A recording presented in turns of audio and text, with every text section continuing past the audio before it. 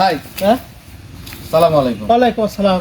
আচ্ছা ওই আপনার মোহাম্মদ রহিজের বাড়িটা চেনেন? রইজ হ্যাঁ হ্যাঁ হ্যাঁ। কেন আমার আব্বার খোঁজ দিচ্ছে মনে হয় কিস্তি স্যার। কি ভাই রইজ? হ্যাঁ রহিজের বাড়িটা চেনেন? হ্যাঁ ওই রইজ তো বাটপার। ওর সাওয়াল আর ওই রইজ আর ওর সাওয়াল মদ গাজার ব্যবসা করে, রাত্রে পুলিশ ধরে লিগেছে। ওরে খোঁজ নিলে আপনি, ওরা পাকা বাটপার, সত্যি কথা করছি। ভাই হ্যাঁ বাঁচালেন ভাই। পাশালাম কে? ভাই এই রহিদের সাওয়ালের সাথে আমার বোনের বিয়ে ঠিক হয়েছিল, একদম কথা ঠিকঠাক হয়ে রয়েছে। আমি একটু আসলাম যে খোঁজ খবর নিয়ে যাই। বাঁচালেন ভাই। ভাই শোনেন, কি আসলে আমি মিথ্যে কথা কইছি। ওই রইজের সাওয়ালি আমি, আমার সাথে আপনার বোনের বিয়ে। কি বাটপারের বাটপার, ছ্যাঃ! আমি তো আরো বাঁচলাম, তুই তো বাটপার রে, পাকা বাটপার। আল্লাহ আল্লাহ বাঁচালে আল্লাহ, এই তো বাটপারে হাতের তেন বাঁচাইলে। ভাই তোর সাথে আমার বোনের বিয়ে দেবো না দাসার। ভাই শোনেন, আবার শুনবি কি, আমি যা করছি তাই এদিক যাবো, এদিকে যাবো, তোরে গ্রামে যাবো না, মিথ্যে কথা, তোরে গ্রামে বিয়ে, আমার বোনের বিয়ে দেবো না। মিথ্যে কথা কইছিলাম ভাই। ভাই আপনার কি আবার যা, কি রে ভাগনা, কি হয়েছে? কি আমাকে হাঁপাতে হাঁপাতে আসছিস? কি হয়েছে? তুমি করে যাচ্ছ? আমার কাজ আছে, এনে একটা লোক আসার কথা, তুমি কাউকে দেখছিল নাকি?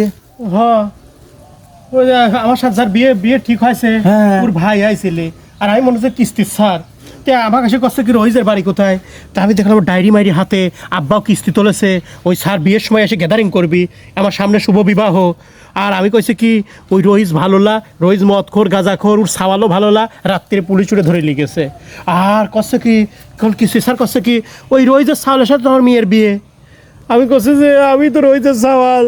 কানের পর একটা দিয়ে কান গরম করে দেবো, জানিস? আমি কত পায়ে ধরলাম, কিছু শুনলি না, তোর বাড়ি চলে গেলাম, জুতি পিটি মারতে লাগিয়েছিলি, কত জুতি ভিজি মারবো।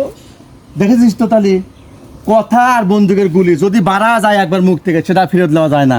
কি করছিস তুই? কথা হিসাব করে বুঝে শুনে কওয়া লাগে।